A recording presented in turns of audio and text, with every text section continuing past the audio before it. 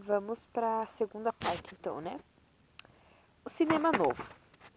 Cineastas baianos e paulistas, a partir do Congresso Brasileiro do Cinema e das falências dos estúdios cinematográficos paulistas, decidiram elaborar a proposta de um novo cinema para o Brasil, o qual se diferenciasse das chanchadas e do caro cinema hollywoodiano. A grande maioria desses filmes foi produzidos com um baixo orçamento, com uma proposta ousada e experimental de uma nova forma de fazer filmes no Brasil, na qual o aspecto técnico não era o mais importante.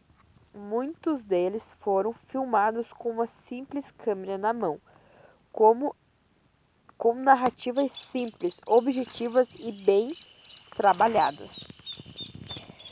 O pioneiro foi Rio 40 Graus, né? Dirigido por Nelson Pereira dos Santos. Então, esse foi um dos primeiros filmes, né, feitos a partir do cinema novo. A proposta ousada reunia interesses bastante diversificados. Fora desse contexto, né, do cinema novo, algo inusitado aconteceu em 1962, quando o filme brasileiro O Pagador de Promessas, dirigido por Anselmo Duarte e baseado na obra de Dias Gomes, alcançou projeção mundial ao ser indicado ao Oscar de melhor filme estrangeiro. Essa obra de Anselmo Duarte conta a história do Zé do Burro, a promessa de carregar uma cruz de sua casa até a igreja de Santa Bárbara, em Salvador. No entanto, ele é proibido de entrar na igreja quando o padre local descobre que a promessa fora feita para salvar a vida de um burro e, além disso, fora realizada em um terreiro de candomblé. Então, quando o padre descobriu que ele fez essa promessa para salvar o burro dentro de um terreiro de candomblé, ele impediu o Zé do burro, o Zé, de entrar na igreja carregando a sua cruz. Os elementos desse filme que mais interessa, né? Essa obra evidencia o forte sincretismo religioso presente no nosso país, assim como o preconceito e a intolerância religiosa.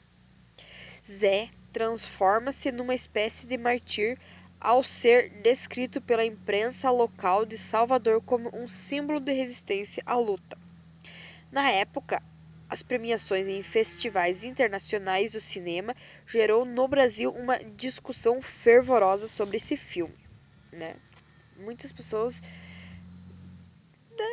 houve uma discussão fervorosa, porque há quem acredite, né? Como era um filme que pegava muito da questão da religião, né? As pessoas que têm fé acreditam. Também tem aqueles que, né, ficam meio assim, né? Meio em cima do muro em questão a esse filme, né?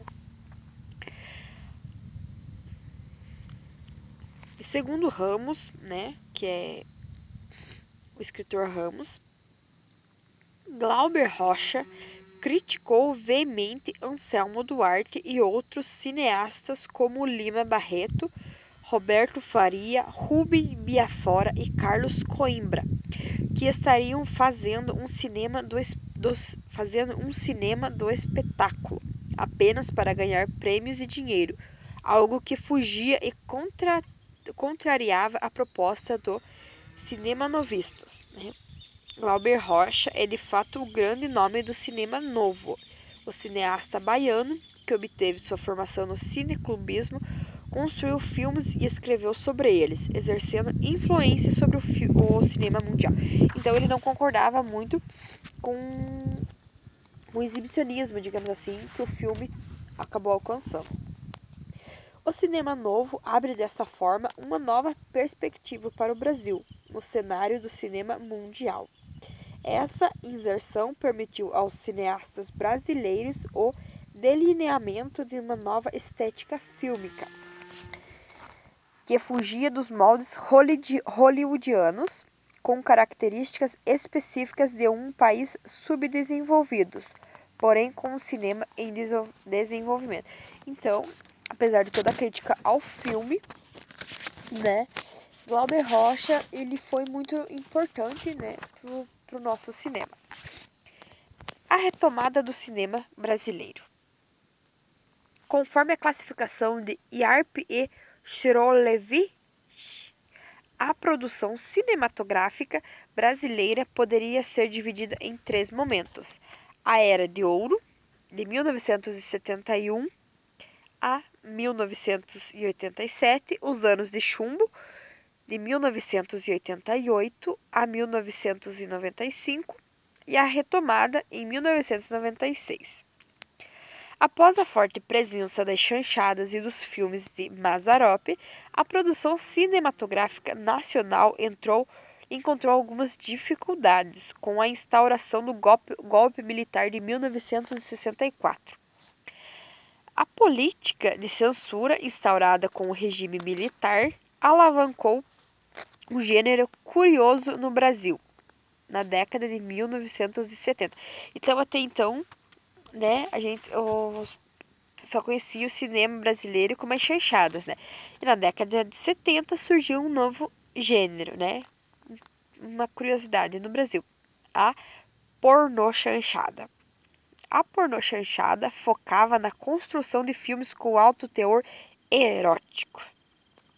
Em virtude das políticas públicas do período, os filmes com cenas de sexo explícito foram proibidos.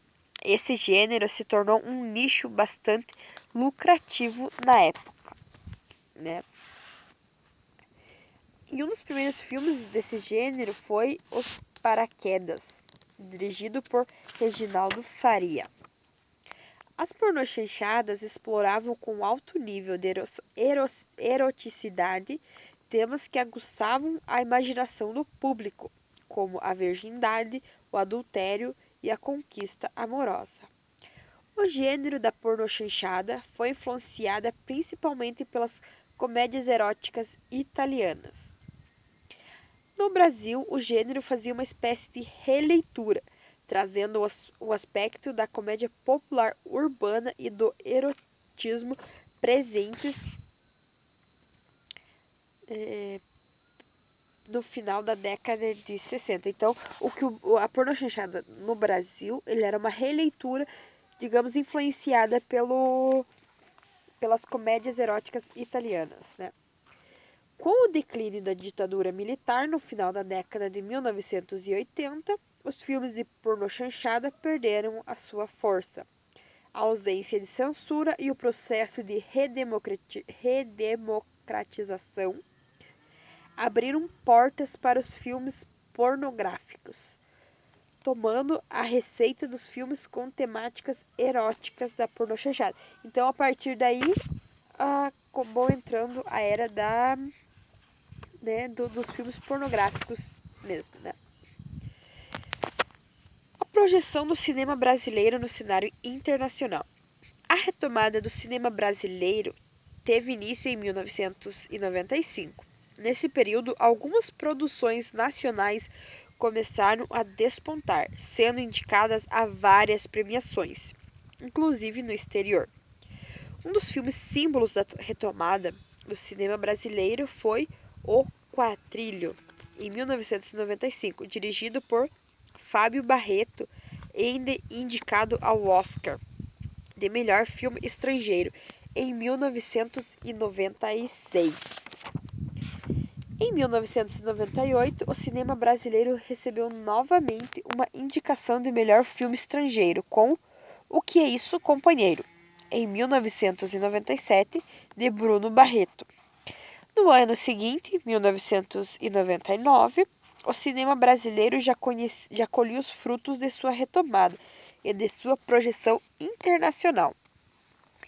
Em 2001, Walter Salles apresentou outro belíssimo filme ao público, Abril Despedaçado, né?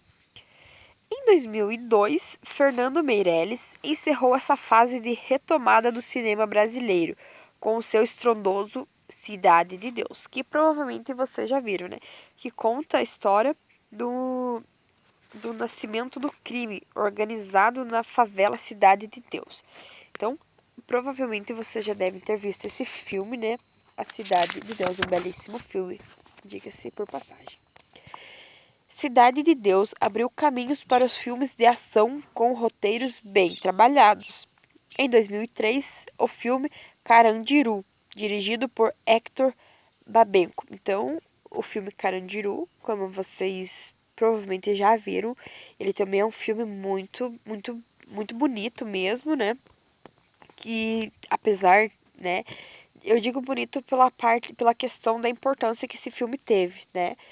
Porque como ele narra o massacre de presidiários, né, ocorrido em 92, ele passa uma questão, assim, bem interessante, né, que é a questão dos presídios lotados e dos carcereiros, enfim, né, ele não ter aquela total segurança dentro de um presídio, né. Em 2007, outro filme chamou a atenção da crítica internacional, Tropa de Elite, né? Dirigido por José Padilha. Então, esse filme provavelmente vocês já assistiram, né? Tropa de Elite. Anos depois, a sequência do filme Tropa de Elite 2, O Inimigo Agora é Outro, em 2010, conquistou a maior bilheteria da história do cinema brasileiro até então, atraindo mais de 11 milhões de espectadores. Então, aqui a gente chega ao fim sobre o nosso tema, sobre teoria do cinema. Então, como vocês podem ver, o caminho do cinema até ele chegar hoje em grandes produções, ele varia muito. Entretenimento, algo lucrativo, até ele chegar a ser visto como uma arte, né?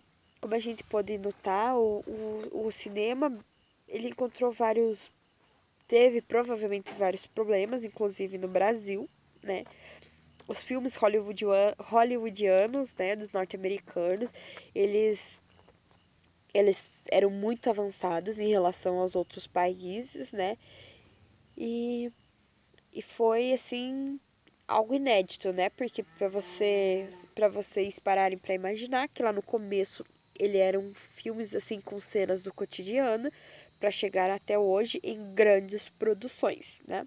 E se for para notar, o cinema ele não é algo tão antigo assim, né? Ele tem um pouco mais de um século, né? Então, de cenas do cotidiano, ele chega a grandes produções que a gente assiste hoje, né? E pode assistir, inclusive, pela TV. Então, isso aí foi sobre o nosso tema da teoria do cinema, tá? Obrigado, tá? E tchau.